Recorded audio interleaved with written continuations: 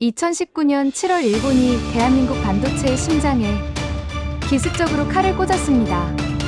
전 세계는 비웃었습니다. 삼성의 시대는 이제 끝났다. 한국은 3개월 안에 무릎 꿇고 빌 것이다. 일본 열도는 축제 분위기였고 삼성은 피가 말랐습니다. 하지만 7년이 지난 지금 상황은 어떻게 변했을까요? 이 이야기는 일본의 절대 독점을 통쾌하게 깨부숴버린 대한민국 반도체 역사상 가장 처절하고도 통쾌한 복수 혈전의 기록입니다. 점유율 0%, 감히 넘볼 수도 없던 일본의 성벽. 이 불가능한 벽을 무너뜨리기 위해 삼성전자가 짜놓은 치밀하고 통쾌한 전략, 그리고 지구상에 없던 빛을 찾아 헤맨 한 과학자의 사투. 일본의 오만을 산산조각 낸 2300일간의 전쟁. 그 짜릿하고 비밀스런 내막을 지금 공개합니다. 시작하기 전 구독과 좋아요, 그리고 대한민국 화이팅 댓글로 한국을 응원해주세요. 저는 삼성전자에서 20년 넘게 반도체 공정 설계를 담당해온 강대준 팀장입니다. 제가 오늘 여러분께 들려드릴 이야기는 교과서에 나오는 뻔한 성공담이 아닙니다. 제 인생에서 가장 치욕스러웠고 그래서 더 미치도록 이기고 싶었던 전쟁의 기록입니다. 여러분은 기억하시나요? 2019년 7월 1일 그날 아침 제 책상 위에는 따뜻한 커피 한 잔이 놓여 있었습니다. 평소와 다를 것 없는 월요일이었죠. 하지만 오전 10시 일본 정부의 기습 발표가 뉴스 속보로 뜨는 순간 제 손에 들려있던 커피잔이 바닥으로 떨어졌습니다. 반도체 핵심 소재 3종 수출 규제. 이 짧은 뉴스 한 줄이 제 심장을 멈추게 했습니다. 농담 같으신가요? 아니요. 현장에 있던 우리에겐 사형 선고나 다름없었습니다. 긴급 소집된 회의실 안은 그야말로 지옥이었습니다. 임원들의 얼굴은 잿빛이었고 저를 포함한 실무진들은 미친 듯이 재고 파악에 매달렸습니다. 결과는 처참했습니다. 팀장님, 포토레지스트랑 불화수소 그리고 블랭크 마스크 재고, 길어야 2주분입니다. 그 뒤엔 라인 멈춰야 합니다. 2주라니요. 삼성전자 반도체 공장이 단 2주 뒤면 멈춘다. 이건 단순히 돈 몇 조 원 날리는 문제가 아닙니다. 전 세계 스마트폰, 데이터 센터, 자동차 생산이 올스톱된다는 뜻입니다. 일본은 정확히 우리의 급소를 찌른 겁니다. 특히 우리가 가장 공들여 준비하던 차세대 공정, EUV급 자외선 라인은 더 심각했습니다. 여기에 들어가는 블랭크 마스크는 일본의 호야와 AGC라는 회사가 전 세계 시장의 90% 이상을 꽉 쥐고 있었습니다. 우리 점유율 0%였습니다. 그냥 빵형이었어요. 우리가 세계 1등 반도체라고 자부했지만 사실은 일본이 도장판 하나 안 빌려주면 아무것도 못하는 기술 노예였다는 사실이 그날 아침 만천하에 드러난 겁니다. 일본 언론들은 아주 축제 분위기더군요. 한국은 3개월 안에 비명을 지르며 빌게 될 것이라느니, 삼성의 오만이 자초한 결과라느니 TV만 켜면 쏟아지는 그 비아냥이 제 귓가를 때렸습니다. 정말 피가 거꾸로 솟는 기분이었습니다. 더 비참했던 건 일본 업체들의 태도였습니다. 급하게 연락을 돌려도 정부 방침이라 물건 못 줍니다라며 전화를 툭 끊어버리더군요. 평소에는 최고의 파트너라며 고개를 숙이던 그들이 하루아침 우리의 생사여탈권을 쥐고 흔드는 점령군처럼 굴었습니다. 아쉬우면 너희가 직접 만들든가. 한 20년 걸리겠지만 말이야. 그들의 목소리엔 그런 조롱이 묻어 있었습니다. 그날 밤 저는 텅 빈 사무실에서 창밖을 보며 생각했습니다. 우리가 언제까지 이놈들의 인질로 살아야 하나. 억울해서 잠이 안 오더군요. 수조 원을 벌면 뭐합니까? 핵심 부품 하나 없어서 공장 문 닫아야 하는 게 우리의 현실인데. 하지만 여러분, 우리 한국인들이 어떤 민족입니까? 밟으면 밟을수록 더 지독하게 살아남는 독종들 아닙니까? 저는 그날 밤 결심했습니다. 그래, 한번 해보자. 우리가 못할 게 뭐야?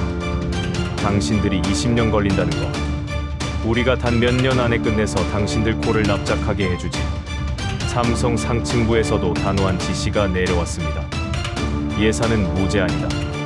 수단과 방법을 가리지 말고 일본 의존도 0%로 만들어라. 이건 경영진의 지시 이전에 저를 포함한 수천 명 엔지니어의 자존심 싸움이 시작된 겁니다. 하지만 막상 시작하려니 막막했습니다. 전 세계 어느 나라도 성공하지 못한 그 신의 영역이라 불리는 EUV 블랭크 마스크. 이걸 어디서부터 손을 대야 할지, 누구와 함께 싸워야 할지 아무도 몰랐습니다. 그때 제 뇌리를 스치는 이름이 하나 있었습니다. 10년 전부터 미친 사람 소리를 들으면서도 홀로 극자외선을 연구해온 한 대학 교수. 그리고 이름조차 생소했던 경기도 용인의 작은 중소기업 하나. 과연 이 초라한 조합으로 우리가 일본의 거대한 성벽을 부술 수 있을까요? 사람들은 다 미쳤다고 했지만 저는 직감했습니다. 이 무모한 도전이 대한민국 반도체 역사를 송두리째 바꿀 전쟁의 서막이 될 거라는 사실을 말이죠. 규제 발표 직후 저는 마지막 실마리라도 잡고 싶은 심정으로 일본행 비행기에 몸을 실었습니다. 삼성전자의 구매팀과 기술팀 핵심 인력들로 구성된 긴급 협상단이었죠. 우리의 목적지는 일본 나가노현에 위치한 호야 HOIA 본사였습니다. 전 세계 EUV 블랭크 마스크 시장을 사실상 지배하는 그곳에 가면 최소한 대화는 통할 거라 믿었습니다. 20년 넘게 삼성과 거래해온 파트너였으니까요. 하지만 도착하자마자 마주한 광경은 제 예상을 처참하게 짓밟았습니다. 예전 같으면 로비까지 마중 나와 허리를 숙이던 일본 측 임원들이 그날은 우리를 좁고 차가운 회의실에 1시간 넘게 방치하더군요. 마침내 나타난 그들의 눈빛에는 파트너에 대한 예우 대신 항복 문서를 받으러 온 점령군의 오만함이 가득했습니다. 제가 먼저 입을 열었습니다. 정부 규제는 이해하지만 우리 라인이 멈추면 당신들도 손해 아닙니다. 우회 통로를 찾든 제3국을 통하든 방법을 찾아보자라고요. 그러자 호야의 한 중역이 비웃음 섞인 목소리로 대답하더군요. 강 팀장님, 상황 파악이 안 되십니까? 이건 비즈니스가 아니라 국가 간의 문제입니다. 그리고 솔직히 말해봅시다. 우리가 안 팔면 당신들이 뭘 할 수 있죠? 미국도 독일도 실패한 이 기술을 한국이 직접 만들겠다고요? 그는 테이블 위에 놓인 블랭크 마스크 샘플을 가리키며 쐐기를 박았습니다. 반도체 설계는 잘하실지 몰라도 이건 유리 기판 위에 원자를 쌓는 예술의 영역입니다. 200년 넘게 유리를 구워온 우리 일본의 기술을 엊그제까지 빵이나 굽던 나라가 흉내낼 수 있을 것 같습니까? 착각하지 마세요. 당신들은 100년이 지나도 우리 없이는 반도체 한 알도 못 만듭니다. 그 말을 듣는 순간 머릿속이 하얗게 타오르는 기분이었습니다. 단순히 기술적 자존심이 상한 게 아니었습니다. 우리 대한민국 전체를 빵이나 굽던 미개한 나라로 취급하는 그들의 시선에 온몸이 떨렸습니다. 저는 그 자리에서 일어섰습니다. 더 이상의 협상은 구걸일 뿐이라는 걸 깨달았죠. 비행기를 타고 돌아오는 길, 창밖으로 보이는 구름을 보며 저는 수첩에 이렇게 적었습니다. 기술 구걸은 오늘로 끝낸다. 내 손으로 저들의 오만을 반드시 박살내겠다. 하지만 현실은 냉혹했습니다. 한국으로 돌아와 보고서를 작성하는데 손이 떨리더군요. 블랭크 마스크는커녕 그 원재료인 합성 석영 유리조차 전량 일본산이었습니다. 기초 소재부터 장비까지 일본이 쳐놓은 거미줄 같은 독점망에 우리는 꽁꽁 묶여 있었습니다. 삼성 내부에서도 현실적으로 국산화는 불가능하다. 차라리 대미 로비를 통해 일본을 압박하자는 목소리가 커지기 시작했습니다. 하지만 경영진의 판단은 달랐습니다. 로비로 해결하면 다음에도 또 당한다. 이번 기회에 아예 뿌리를 뽑자. 그리고 저에게 비밀 특명을 내렸습니다. 국내에 이 기술을 구현할 미친놈들을 찾아라. 실력이 부족해도 좋다. 도끼 하나는 확실한 놈들을 데려와라. 저는 그날부터 국내 소부장 기업 리스트를 샅샅이 뒤졌습니다. 다들 고개를 저었습니다. 팀장님, 그건 자살행위예요. 일본 장비 없이는 테스트도 못하는데 어떻게 만듭니까?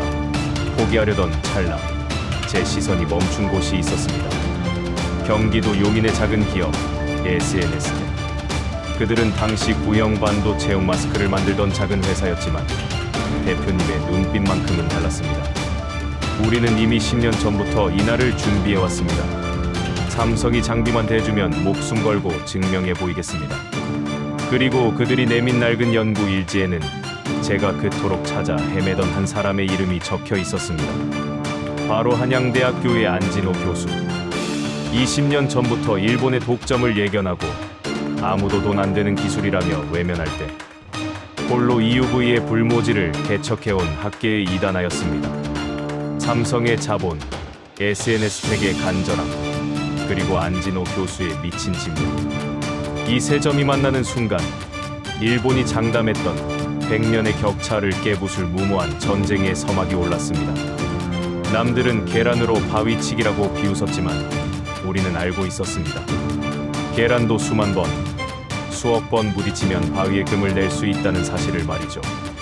일본에서 돌아온 직후 제 머릿속은 온통 한 사람뿐이었습니다. 일본 놈들이 너희는 100년이 지나도 못 만든다고 비웃을 때 제가 가슴속으로 유일하게 믿었던 이름, 바로 한양대학교 안진호 교수님이었습니다.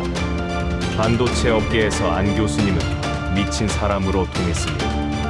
2000년대 초반 전 세계가 아직 낡은 기술에 머물러 있을 때부터 혼자서 EUV 극자회에서 나는 외계 기술을 붙들고 씨름했거든요.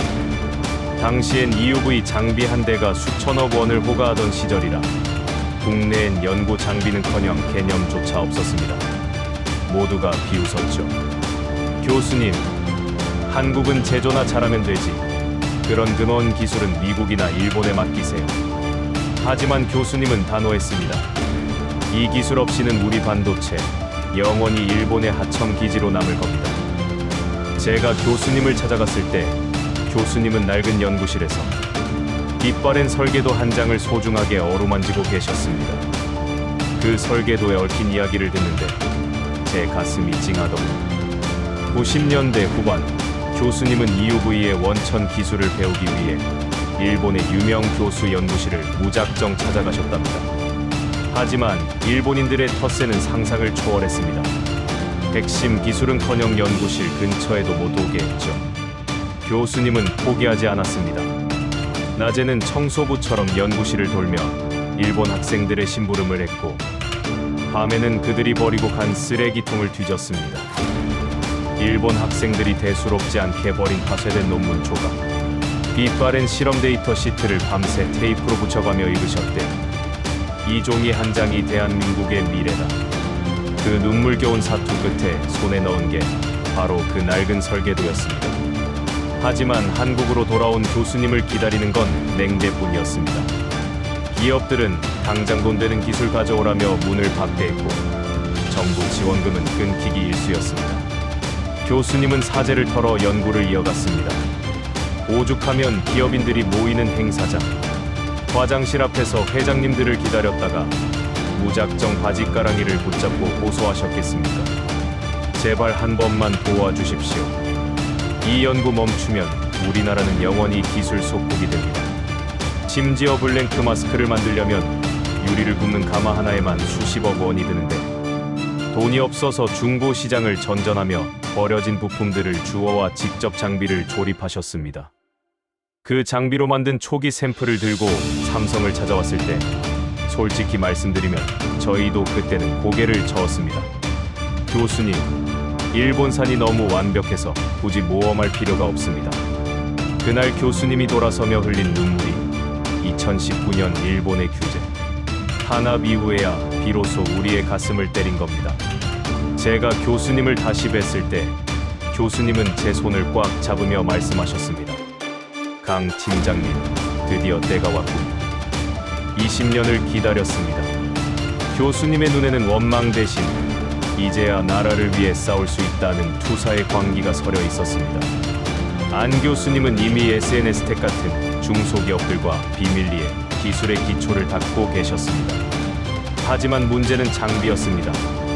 블랭크 마스크를 제대로 만들고 검사하려면 400억 원이 넘는 일본산 장비가 필요한데 일본은 당연히 우리에게 장비를 팔지 않았습니다. 기술만 있으면 뭐합니까? 그걸 검증할 도구가 없는데 그때 교수님이 제안하셨습니다. 삼성의 힘을 쓰십시오. 일본이 장비를 안 팔면 전 세계 공급망을 흔들어서라도 가져와야 합니다. 그리고 SNS텍의 현장 기술자들과 우리 연구원들이 하나로 뭉쳐야 합니다. 이건 더 이상 비즈니스가 아니라 독립운동입니다. 저 강대준은 그날 바로 윗선에 보고했습니다. 안진호 교수와 SNS텍, 이들이 우리의 마지막 카드입니다. 삼성이 가진 모든 특허를 공유하고 구매 파워를 총동원해 장비를 확보해 주십시오. 삼성 수뇌부의 대답은 전광석과 같았습니다. 네, 좋다. 오늘부터 삼성은 SNS텍과 운명 공동체다. 자, 여러분. 드디어 대한민국 반도체 사상 가장 무모하고도 위대한 동맹이 결성되었습니다. 세계 1등 삼성전자가 이름도 없던 중소기업 연구소로 기어들어간 겁니다. 일본인들이 절대 불가능하다고 장담했던 그 신의 영역. 블랭크 마스크 국산화를 위해 교수님의 낡은 설계도가 다시 펼쳐졌습니다. 과연 이 초라한 설계도 한 장이 어떻게 일본의 100년 독점 성격을 무너뜨리는 괴물로 진화했을까요? 삼성의 자본과 안 교수의 집념이 만난 지옥의 연구소. 그 현장으로 여러분을 모십니다. 교수님의 설계도를 받아 저는 곧바로 삼성 본사로 달려갔습니다. 경영진 앞에서 제가 내민 제안은 파격 그 자체였죠. SNS텍과 손을 잡아야 합니다. 단순히 물건을 사주는 수준이 아니라 우리의 피와 살을 나눠줘야 합니다. 보수적인 대기업 문화에서 중소기업과 운명 공동체가 된다는 건 전례 없는 일이었습니다. 하지만 위기는 상식을 파괴하더군요. 며칠 뒤 삼성은 SNS텍에 대한 수백억 원 규모의 지분 투자와 함께 전폭적인 기술 지원을 공식화했습니다. 2020년 어느 날 아침이었을 겁니다. 저는 삼성전자 최고의 에이스급 엔지니어 20명을 이끌고 경기도 용인의 SNS텍 본사로 향했습니다. 우리 연구원들 표정엔 설렘보다 당혹감이 역력했습니다. 세계 최고의 팹팹에서 근무하던 이들이 낡은 중소기업 건물 앞에 섰으니 그럴만도 했죠. 하지만 제가 그들에게 말했습니다. 우리는 오늘부터 삼성 소속이 아니다. 일본의 코를 납작하게 해줄 독립군이다. 여기서 성공 못하면 우리 모두 퇴사한다는 각오로 임해라. SNS텍의 정문에는 커다란 태극기가 걸려 있었습니다. 정수홍 회장님 이하 전 직원이 우리를 기다리고 있더군요. 그분들의 눈빛을 잊을 수가 없습니다. 드디어 삼성이 우리를 믿어주는구나 하는 간절함 그 자체였습니다. 삼성은 그날로 SNS텍의 삼성의 핵심 특허 수십 건을 무상으로 개방했습니다. 중소기업이 대기업 특허를 쓰려면 보통 수년이 걸리는데 우리는 단 하루 만에 도장을 찍었습니다. 문제는 역시 장비였습니다. 블랭크 마스크를 검사하려면 일본 레이저텍 사의 수백억 원대 장비가 필수적인데 일본 정부가 이 장비의 한국 반출을 노골적으로 방해하고 있었습니다. 그때 삼성의 구매 파워가 빛을 발했습니다. 우리는 전 세계 장비 네트워크를 총동원해 우회 경로를 확보했습니다. 마치 첩보 영화처럼 제3국을 거쳐 심야에 비밀리에 공수된 장비가 SNS텍 공장에 입고되던 날, 우리 엔지니어들은 그 거대한 기계 앞에서 부둥켜 안고 울었습니다. 이제야 싸울 무기가 갖춰진 겁니다. 하지만 장비가 들어왔다고 끝이 아니었습니다. 그때부터 진짜 지옥이 시작됐죠. 대기업과 중소기업의 결합은 생각보다 험난했습니다. 삼성 연구원들은 완벽주의를 요구했고 현장 기술자들은 당장 구현 가능한 현실을 주장했습니다. 회의실에선 매일 밤 고성이 오갔습니다. 이 정도 오차는 일본 제품에서도 나옵니다. 우리는 일본 제품을 흉내내는 게 아니라 뛰어넘어야 합니다. 0.1나노미터라도 틀리면 다시 하세요. 제가 그 중간에서 조율하느라 흰머리가 수북해졌습니다. 하지만 시간이 흐르며 묘한 공기가 흐르기 시작했습니다. 삼성 연구원이 SNS텍 기술자의 거친 손을 잡고 기술을 배우고 SNS텍 직원이 삼성의 철저한 관리 시스템을 흡수하기 시작한 겁니다. 이건 단순한 협업이 아니었습니다. 거대 함선인 삼성의 엔진과 작지만 날카로운 SNS 택의 창끝이 하나로 합쳐지는 괴물이 탄생하고 있었던 겁니다. 연구소 근처 식당 이모님이 그러시더군요. 저 사람들 제정신 아니라고. 밤낮이 없었습니다. 새벽 3시에 연구소를 나가면 6시에 다시 출근하는 일상이 반복됐습니다. 컵라면 박스가 산처럼 쌓였고 방진복 안은 땀으로 흥건했습니다.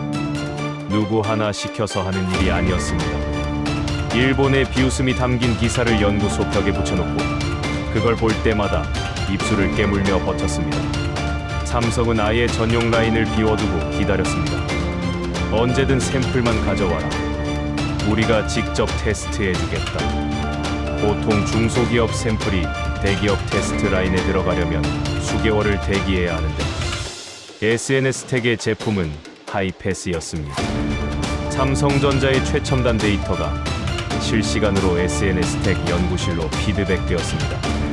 이건 비즈니스 교과서에서도 본 적 없는 전 세계 반도체 역사상 유례없는 광속의 R&D였습니다. 어느 날 밤 안진호 교수님이 소주 한 잔을 사주시며 그러시더군요. 강 팀장, 일본 놈들이 장담했지. 100년 걸릴 거라고. 우리가 그 100년을 압축해서 그들의 심장에 꽂아버립시다. 그날 밤 우리는 함께 밤하늘을 보며 맹세했습니다. 반드시 이 유리 기판 위에 대한민국의 자존심을 새기겠다고요. 자, 이제 모든 준비는 끝났습니다.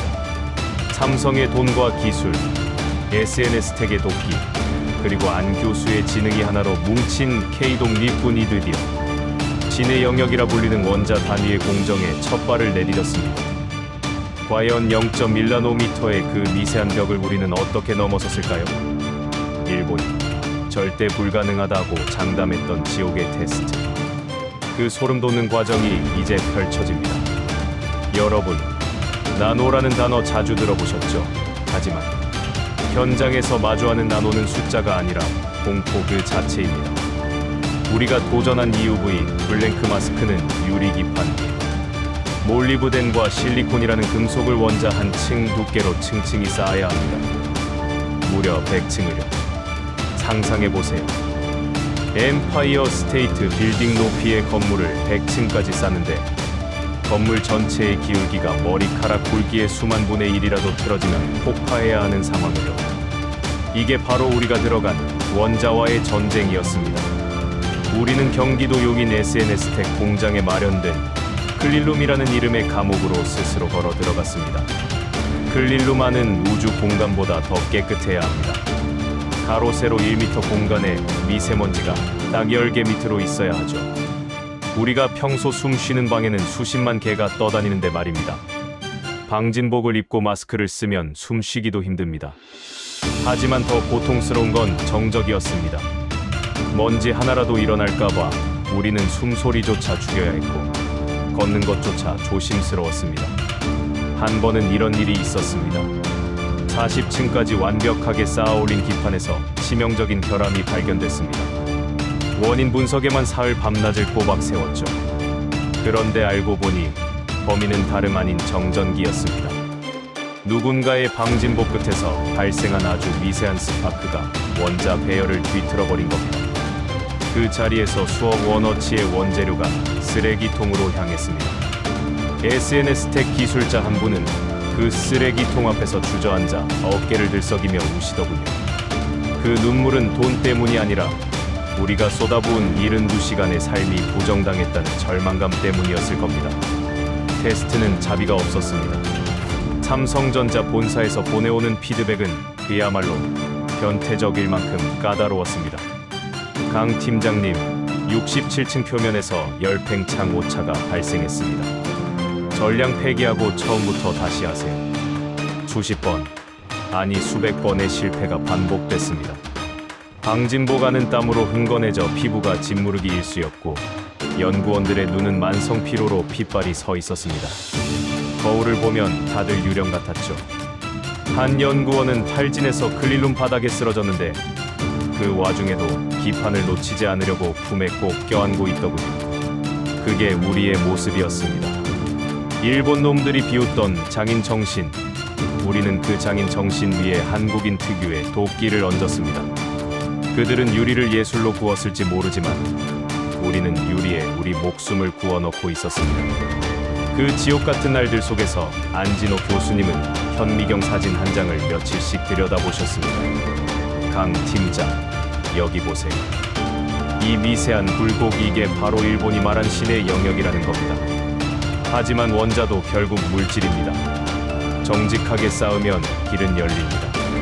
교수님은 직접 증착 장비 내부에 들어가는 부품을 깎고 다듬으며 우리를 독려했습니다. 밤 12시가 넘으면 제가 교수님께 여쭤봤죠. 교수님, 정말 이게 될까요? 우리가 정말 일본을 이길 수 있을까요? 교수님은 핏발선 눈으로 저를 보며 웃으셨습니다. 강 팀장, 이미 시작했잖아요. 바위에 금이 가고 있습니다. 조금만 더 때리면 바위는 깨집니다. 그게 물리학의 법칙이에요.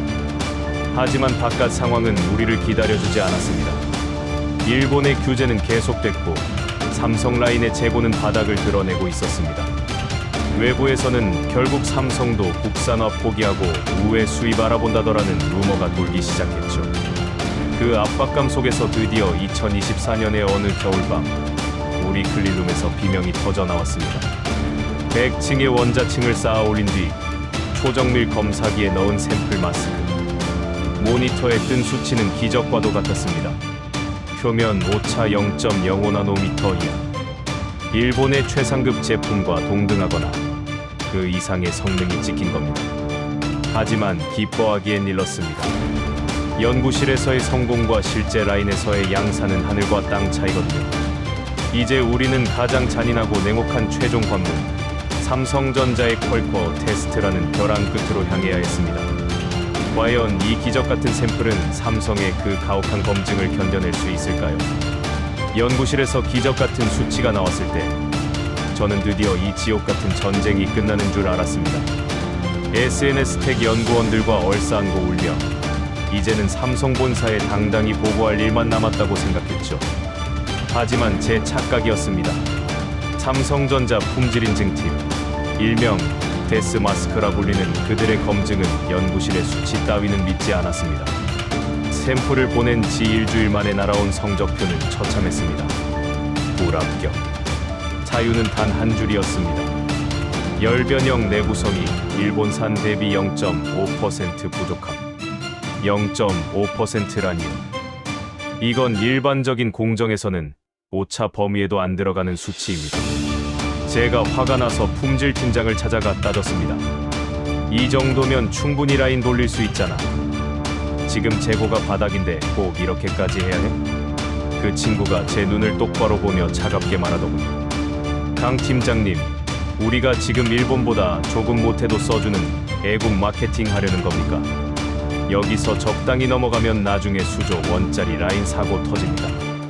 일본 놈들이 비웃던 게 뭔지 잊었습니까? 너흰 절대 우리 품질 못 따라온다는 거였어요. 일본 거보다 낫지 않으면 안 씁니다.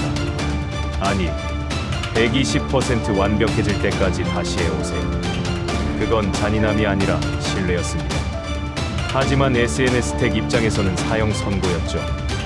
이미 자금은 바닥을 드러내고 있었고 연구원들은 한계에 도달해 있었습니다. 더 이상은 못합니다라는 말이 현장에서 터져 나왔습니다. 실패할 때마다 수천만 원어치의 원재료가 쓰레기통으로 들어가는 걸 지켜보며 회사 문을 닫아야 할지도 모른다는 공포가 연구소를 덮쳤습니다. 설상가상으로 일본 업체들의 비열한 공작이 시작됐습니다. 우리가 국산화에 근접했다는 소문이 돌자 일본 후야와 AGC가 갑자기 태도를 바꿨습니다. 수출 규제 품목이지만 특별히 삼성에만 물량을 조금 더 풀어주겠다며 미끼를 던진 거죠. 심지어 가격까지 슬그머니 낮췄습니다. 삼성 내부에서도 흔들리는 목소리가 나왔습니다.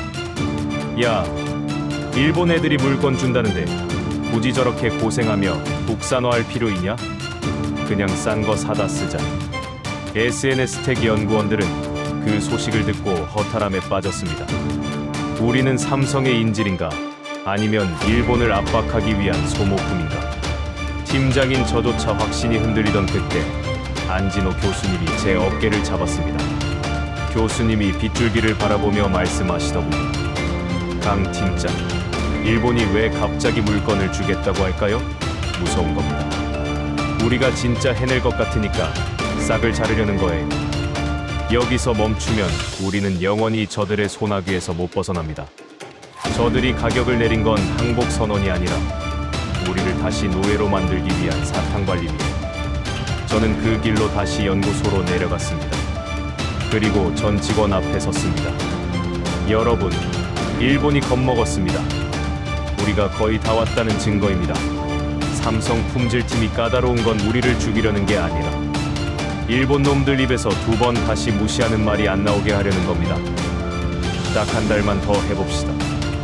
만약 안 되면 제가 책임지고 사표 쓰겠습니다. 제 진심이 통했는지 죽어가던 연구소의 눈빛들이 다시 번뜩이기 시작했습니다. 우리는 다시 방진복을 입었습니다.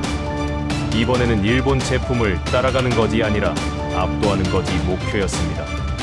안 교수님은 아예 연구실에 야전 침대를 갖다 놓으셨고 SNS 텍 기술자들은 기계 옆에서 쪽잠을 잤습니다. 결함이 발견된 0.5%의 내구성을 잡기 위해 우리는 유리의 분자 구조를 원자 단위에서 다시 재배열하는 미친 짓에 도전했습니다. 한 번 실패하면 다시 2300일을 되돌아가야 한다는 압박감. 하지만 그 압박감이 우리를 괴물로 만들었습니다. 매일 아침 일본의 경제 보복 기사를 소리내어 읽으며 투지를 불태웠습니다. 두고 봐라.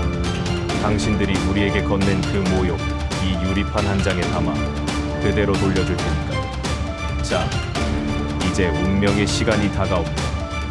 2025년 말 우리는 다시 한번 삼성 품질팀의 문을 두드렸습니다. 이번에는 단순히 샘플을 가져간 게 아니었습니다. 일본의 기술력이라는 성벽을 완전히 부숴버릴 진짜 괴물을 들고 갔습니다. 대한민국 반도체 역사를 바꿀 그 마지막 판정의 날, 과연 어떤 결과가 기다리고 있었을까요? 2026년 1월의 어느 차가운 아침이었습니다. 삼성전자 화성 캠퍼스 본관 최종 품질 승인 회의실의 문이 열렸습니다. 제 손은 눈에 띄게 떨리고 있었고 옆에 선 SNS 텍정 회장님의 입술은 바짝 말라 있었습니다. 7년, 무려 2300일입니다. 일본의 조롱 섞인 규제로 시작된 이 전쟁이 마침내 종지부를 찍는 날이었죠. 회의실 안 삼성 품질 책임자가 천천히 고개를 들었습니다. 그의 눈에는 이례적으로 깊은 경의가 담겨 있었습니다.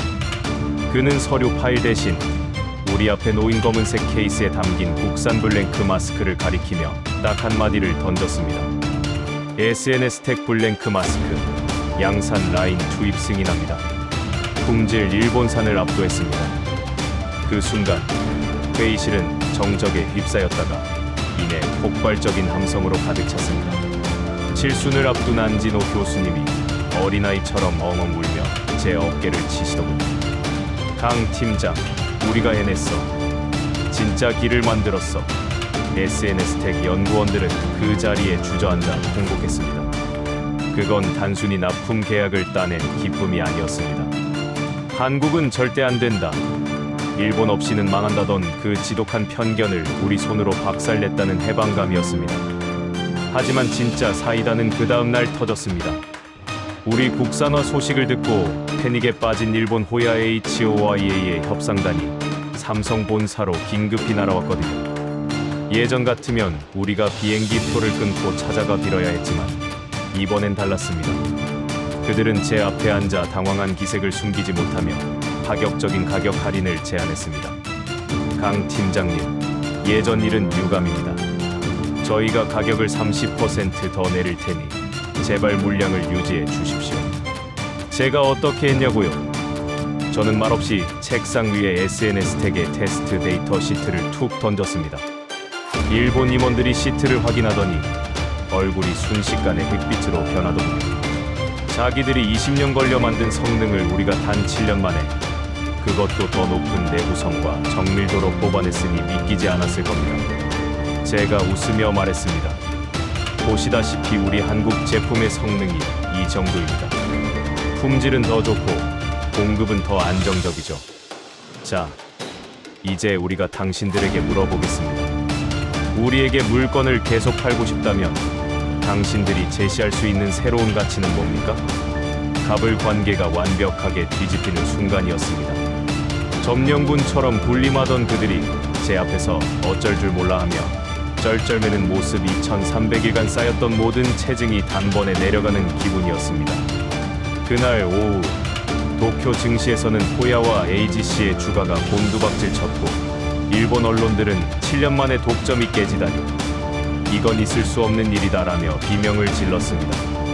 이제 삼성전자의 최첨단 라인에는 일본 국기가 아닌 자랑스러운 국산 블랭크 마스크가 장착되어 돌아가기 시작했습니다. 일본이 우리 목을 조르겠다며 내밀었던 규제의 칼날이 오히려 우리 기업들의 경쟁력을 최고조로 끌어올린 최고의 보약이 된 셈이죠. 삼성이 아낀 비용만 연간 수천억 원에 달합니다.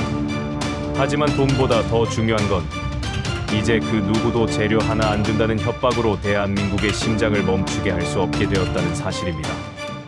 우리는 완벽한 방탄조끼를 입었습니다. 그리고 그 조끼를 만든 건 이름 없는 중소기업의 땀방울과 한 미치광이 과학자의 집념, 그리고 삼성이 보여준 상생의 힘이었습니다. 자, 여러분, 이제 마지막 질문이 남았습니다. 이 위대한 역전극은 여기서 끝일까요? 아닙니다. 우리는 이제 일본을 따라잡는 것을 넘어 전 세계가 우리를 따라오게 만드는 새로운 시대를 열어가고 있습니다. 블랭크 마스크 하나가 바꾼 국경, 그리고 그 뒤에 숨겨진 마지막 감동의 메시지를 이제 전해드리려 합니다. 대한민국 반도체 독립전쟁의 진짜 결말로 함께 가시죠. 여러분, 이제 전쟁의 먼지가 가라앉고 승리의 깃발이 선명하게 보입니다. 2019년 그 치욕적인 여름, 일본이 우리에게 던졌던 그 오만한 질문 기억하시나요? 우리 없이는 반도체 한 알도 못 만들 텐데 어쩔 거냐던 그 비웃음 말입니다. 7년이 지난 지금, 우리는 그 대답을 행동으로 증명했습니다. 단순히 부품 하나 국산화한 게 아닙니다. 이건 대한민국 반도체 산업의 DNA 자체가 진화했다는 선언입니다. 지금까지 우리는 남이 만든 재료로 요리를 참 잘하는 나라였습니다. 하지만 이제는 요리 비법은 물론이고 그 재료가 되는 씨앗까지 직접 개량해서 심는 종자 주권을 가진 나라가 된 겁니다. 2300일의 사투가 남긴 진짜 유산은 바로 이 자신감입니다. 이제 삼성전자의 공급망은 철통 같습니다. 예전엔 일본이 기침만 해도 감기에 걸릴까 전전긍긍했지만 이제는 일본 업체들이 우리 눈치를 봅니다. 국산 블랭크 마스크의 성공은 시작일 뿐이었습니다. 안진호 교수팀의 펠리클, 동진 세미캠의 포토레지스트, 솔브레인의 불화수소, 일본이 우리 목을 조르겠다며 내밀었던 규제 리스트들은 역설적으로 대한민국 소부장 소재 부품 장비 강소기업들을 세계적인 괴물로 키워낸 최고의 보약이 되었습니다. 삼성은 이제 영리한 투트랙 전략을 씁니다. 일본산을 완전히 배제하진 않지만 국산 비중을 공격적으로 늘려 언제든 일본의 목리를 무력화할 수 있는 완벽한 방패를 가졌습니다. 이 덕분에 아낀 비용은 다시 우리 청년들의 일자리가 되고 우리 과학자들의 연구비가 되는 선순환의 고리가 만들어졌습니다. 전 세계 경제학자들은 이걸 두고 현대 무역사상 가장 완벽한 역습이라고 부릅니다. 저는 가끔 안진호 교수님과 그때 그 낡은 연구실에서 마셨던 소주 한 잔을 떠올립니다. 교수님이 그러셨죠. 강 팀장, 우리 민족은 원래 길이 없으면 길을 만들어서 가는 사람들이요. 그 말씀이 맞았습니다. 1970년대 정주영 회장이 거북선 지폐 한 장 들고 조선소를 지을 때도 80년대 이병철 회장이 도쿄 선언으로 반도체에 뛰어들 때도 세상은 비웃었습니다. 하지만 보십시오. 우리는 늘 위기 속에서 가장 찬란하게 빛났습니다. 일본의 규제는 잠자던 호랑이의 코털을 건드린 격이었고 결국 그들은 자신들의 가장 큰 고객을 가장 무서운 경쟁자로 진화시켜 버렸습니다. 이제 우리는 일본을 추월하는 단계를 넘어 전 세계 반도체 공정의 새로운 표준을 주도하고 있습니다. 14억 인도가 한국 차에 환호하고 전 세계가 한국 가전에 열광하듯 반도체의 심장 역시 이제 대한민국의 기술로 뛰고 있습니다. 마지막으로 여러분께 꼭 드리고 싶은 말씀이 있습니다. 이 기적은 삼성이라는 대기업 혼자 만든 게 아닙니다. 낡은 케이스에서 설계도를 꺼내준 노 교수의 집념, 회사 문을 닫을 각오로 전 재산을 쏟아부은 중소기업의 결단, 그리고 방진보관에서 땀을 흘리며 원자를 쌓아 올린 이름 없는 연구원들의 청춘이 층층이 쌓여 만들어진 결과입니다. 대한민국이 위기라고들 합니다. 하지만 이 2300일간의 기록을 보십시오. 우리는 단 한 번도 무너진 적이 없습니다. 우리는 늘 길을 찾아냈고 없으면 만들었습니다. 이 자부심이 바로 우리를 움직이는 진짜 힘입니다. 여러분, 오늘 밤엔 우리 기술진들에게, 그리고 이 위대한 나라 대한민국에 마음껏 박수를 보내주십시오. 우리는 그럴 자격이 충분하니까요. 이 이야기가 마음에 드셨다면 구독과 좋아요 부탁드립니다. 지금까지 감동사연 대한의 품격이었습니다.